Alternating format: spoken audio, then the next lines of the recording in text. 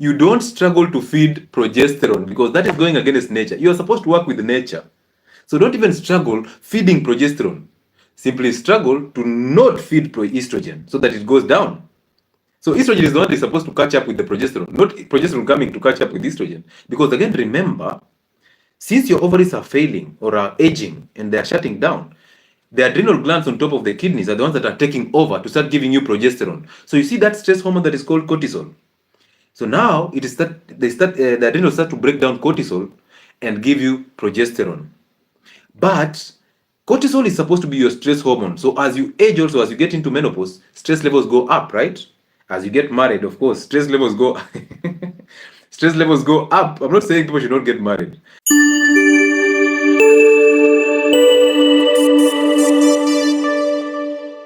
So as stress goes up, you produce cortisol to help you to fight the stress. But imagine now you're aging and your stress levels are going up, and you're also obese, you're eating very unhealthy foods. So now you have to break down your stress hormone to give you progesterone to start to catch up with the estrogen. But now you have inability to handle stress.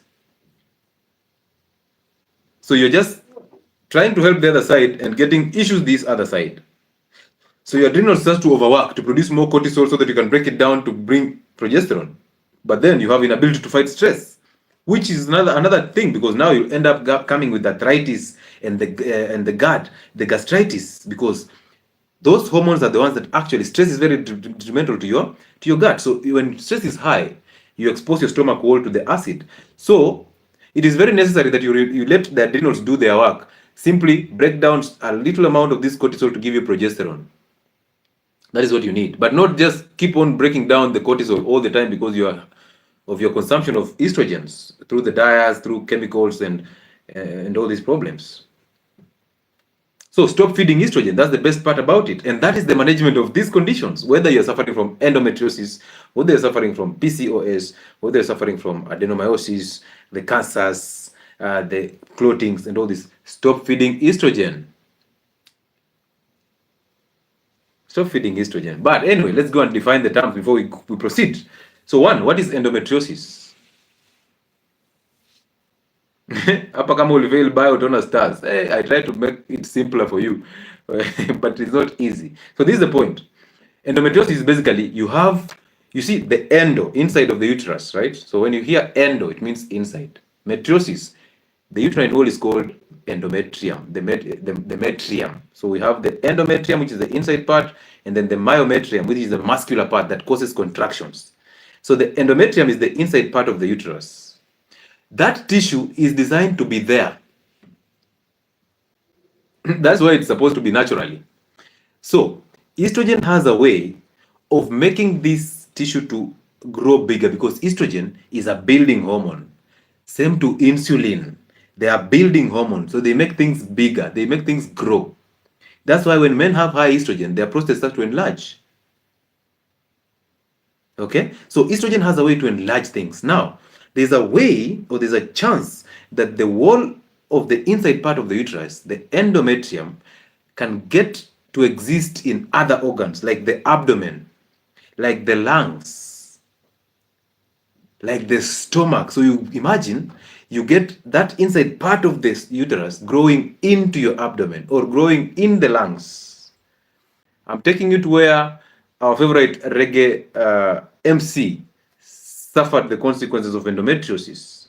So when this tissue grows in the lungs, this tissue still responds to estrogen as though it is still part of the uterus. Get that clearly, because most of you know I have endometriosis, but you don't even know what it is. So you having this tissue of the internal part of the uterus growing into another organ or another tissue. If it grows in the lungs, it still responds to hormones as though it is still part of the uterus. So guess what is going to happen? Every end of the month, it is going to peel down or to peel out or peel off, whatever the English you want to use. So it peels off. This is how she suffered the consequences of collapsing lungs.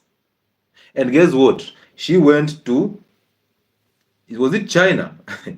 to do surgeries that were so expensive, and you people who were very, very, very, very kind and generous, you gave out the tokens, you gave out the money, and she went to do the surgery. Did the surgery to fix what was in the lungs. But did she fix the high estrogen levels? Oh, it was USA, right? Atlanta. Ah, good. Thank you for that. So we went ahead and fixed the symptoms of estrogen dominance by doing a lung surgery, all those 15 surgeries or whatever they were, to fix the lungs. But did we fix estrogen dominance? Did we fix what she's eating?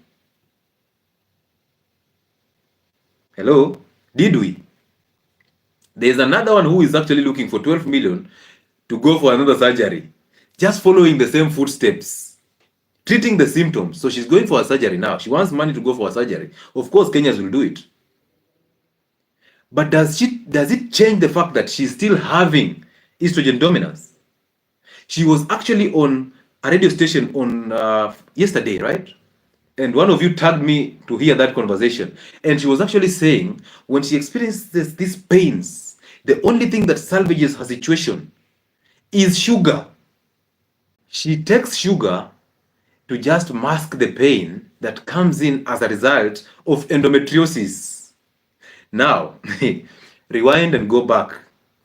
We don't like to disrespect the dead, but look at it this way.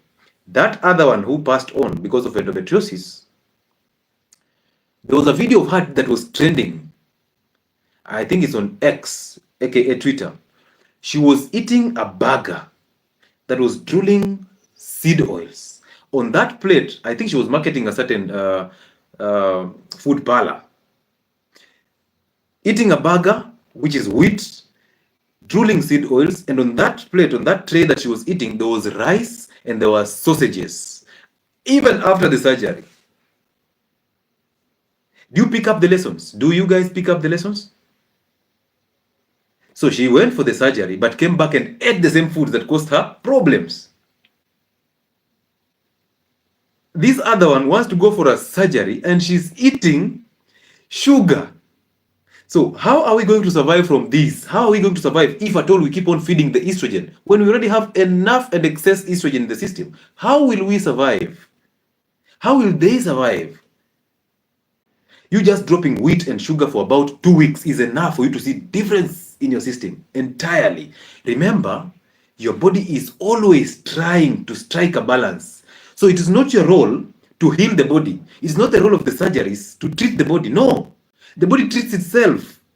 It has an innate way of healing. So what do? Because the body is the mason, supply the body with the nutrients or the raw materials that it's asking for healing purposes. For repair. So don't ever think your doctor is coming to heal you. He knows anatomy. Yes, I know anatomy and physiology, but I don't know you. I don't know you. There are variances in your bodies, but the nature is still the same. Nature will always be the best medicine for you. Now, when I talk about these conversations, people will start to think, maybe I don't have anything against you. I don't have anything against you. If you feel that is the best thing to do is to go for surgeries, the best thing to do is maybe it's too late so you can go for the surgeries, but what are you doing different to fix the system? Now listen, so endometriosis, you're having this tissue, the uterus tissue growing outside the uterus, and it behaves as though it is still part of the uterus. So every month it is peeling off because it's still thinking it's in the uterus. So it peels off in a reaction to the hormones.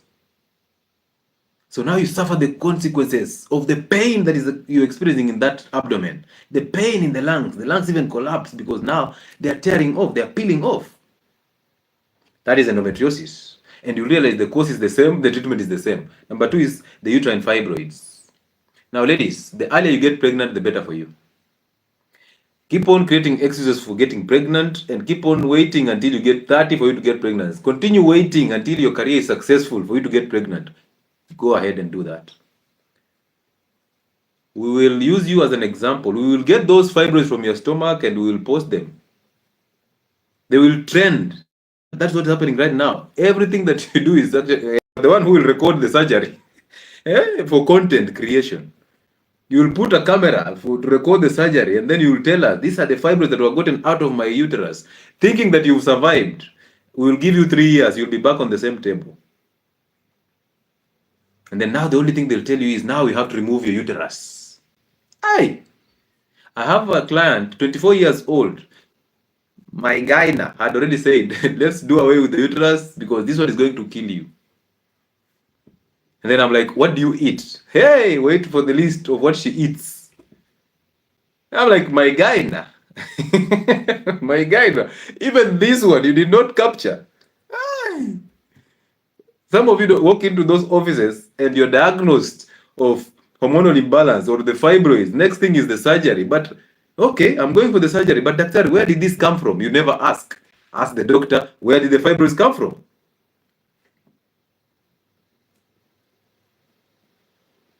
Because when they tell you where they came from, you will easily change what caused them. You will not need the blade. Okay. Number 3 is polycystic ovarian syndrome. And I told you the PCOS, you will see a lady growing beards or chest hair because of high androgens in the system. But remember, since your body is always trying to struggle to get a balance, there's a way the body converts androgens to estrogens. When you grow obese, when you grow fat, men, when you grow fat, you start converting your testosterone into estrogen. When you do that conversion, you start becoming more of a woman. Therefore, erectile dysfunction, premature ejaculation, low libido, feminine frame, and all that start to come in. Same thing happens to women. So when their androgen levels are going up, we'll start to break them down to convert them to estrogen. So when you have high androgens in a woman and then she starts growing obese, of course, chances of her converting the androgens to the estrogens go up. When that happens, estrogen dominance. So in the beginning, you'll see the ladies having the beards, the chest hairs, and all that, and the thick voice. And then they start eating unhealthy foods and growing bigger and bigger. And when they grow bigger, they start converting the androgens to estrogens. And then the estrogens go up. PCOS, polycystic ovarian syndrome. So you have a lot of cysts. Cysts are basically fluid-filled sacs in the ovaries. So many of them, when you say polycystic, so poly for multiple, cystic for the cyst, the fluid-filled sacs present in the ovaries. That is PCOS, and this is actually troubling a lot of people. And now you're falling gullible to that organization that is called the PCOS Foundation. That is a foundation that is funded or that is initiated or established by a woman who is obese. Sit back and ask this woman, how did she survive PCOS? She'll tell you she went for surgeries and she took hormonal contraceptives. And one of her videos on her platform, she shot a video eating bread that has margarine, a whole layer of margarine. She's consuming bread with tea that has milk. And then she's telling you, I survived PCOS. She has no idea. So she started an organization to just make money. She doesn't care about your health. No. If you get to survive through that organization, you will be posted everywhere to just make sure that she markets the agenda and gets the funding from the non-governmental institutions in the West that will bring more contraceptives to you. Stay warned. Another one is endometrial hyperplasia, which is basically thickening of the wall of the uterus. Now, this thickening is normal when you're expecting a pregnancy because it starts to thicken to prepare for implantation. But when it goes overboard because of high estrogen, because remember, the thickening happens because of estrogen and progesterone, so that you prepare for implant and then maintenance of the pregnancy. But when estrogen is high, it thickens for no good reason, and excess thickening is what we call endometrial hyperplasia. Dangerous. Then, this one got me intrigued when I was doing the research for this. Hypothyroidism. Now, hypothyroidism is where you start, your thyroid is underreactive, so it doesn't react well. So it doesn't produce enough or optimal amounts of the thyroid hormones, the T3s and T4s. Guess what they give you? They give you the levothyroxine. How many of you are on L-thyroxine? 0.25 milligrams or micrograms. How many of you are on that compound to boost the thyroid hormones? Did somebody tell you this is caused by estrogen dominance? Did they tell you to start eating healthy? No, you're still eating chapati. You're actually doing brown chapati because it's healthy, right? You're doing brown bread, You're doing soda, and you're doing the soda that has tangawizi, right? Because this one is tangawizi, it's good for the gut. It's good for the thyroid, right? So imagine somebody who has been diagnosed with hormonal imbalance, estrogen dominance, this person is going to suffer a lot of consequences. These are just part of them. But the low thyroid. Now imagine you got hypertension, so you're on drugs for hypertension, and then you are obese or overweight. So therefore estrogen dominance is coming in. And now because you are hypertensive, you're told to avoid salt, and salt is your source of iodine. You're told to avoid red meat because red meat will kill you, but red meat is the source of B vitamins. So you're avoiding B vitamins, which is healthy for your thyroid and also helps you lower estrogen. You're avoiding salt, which gives you iodine for the thyroid function, and you're obese and you have estrogen dominance. So then you're put on hormonal contraceptives. So you're obese, you're on maybe a drug for weight loss, or you're trying to lose weight, but it's impossible.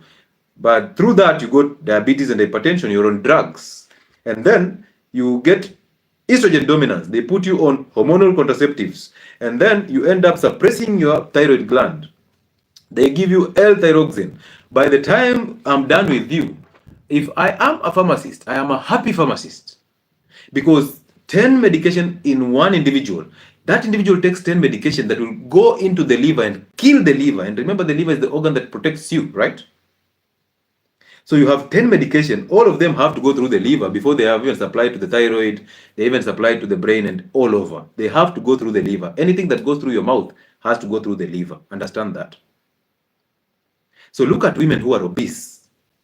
They are unable to shed weight. Why? Because of thyroid problems, because their thyroid hormones are the ones that are responsible for metabolism. So since estrogen is going up because you're aging, you're eating sugar, wheat products, you're on hormonal contraceptives, you're using microplastics, you're there chewing miraa or taking alcohol, all of these are actually causing you estrogen dominance. So you start adding weight, you become obese. You end up having insulin resistance, diabetes is there, and hypertension. You end up suppressing your adrenal glands. Of course, there will be a supplement.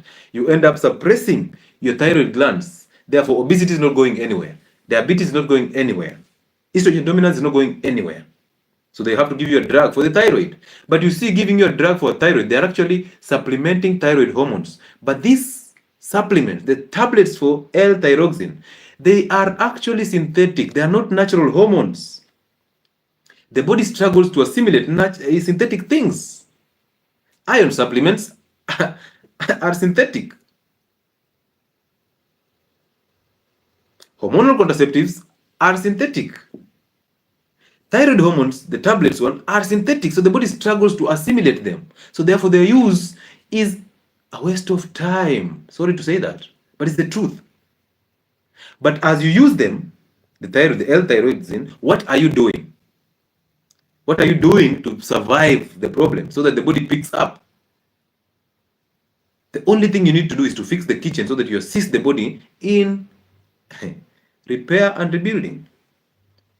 Another one is blood clots. If you ever take a chance on hormonal contraceptive leaflet, just take the leaflet and read the side effects. You will run before you take that pill. Most of you don't even read the side effects because you think, this one is already it has a stamp from the Pharmacy and Poisons Board, is good for use. Where? Your children are swallowing the P2s every day of the week. They are chewing these things as groundnuts. They are snacking on emergency pills.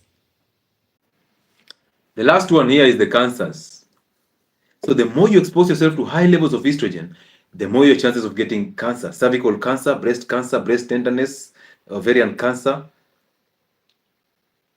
And imagine, cervical cancer is coming as a result of overexposure to estrogen. But cervical cancer is now being prevented by taking a vaccine. Kwani ni mimi ndo sifikiri? Mimi ndo sifikiri? Am I the only one who is not thinking that cervical cancer is actually caused by excess estrogen in the system? But instead of helping you lower estrogen, telling your daughters to just drop the sugars and all this, that is very easy to handle. They'd rather give you a vaccine to protect you from cervical cancer,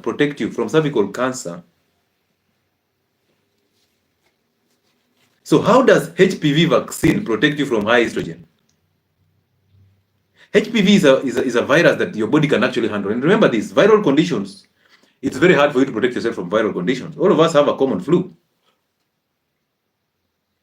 but our immunity suppresses it. Viral conditions, when they get into your body, they cannot leave. The immune system is the one that takes over and suppresses them.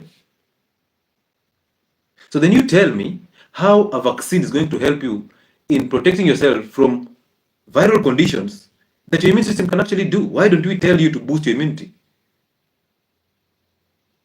There's a book that I was reading. I wish I can remember the name. That book, and I will post it.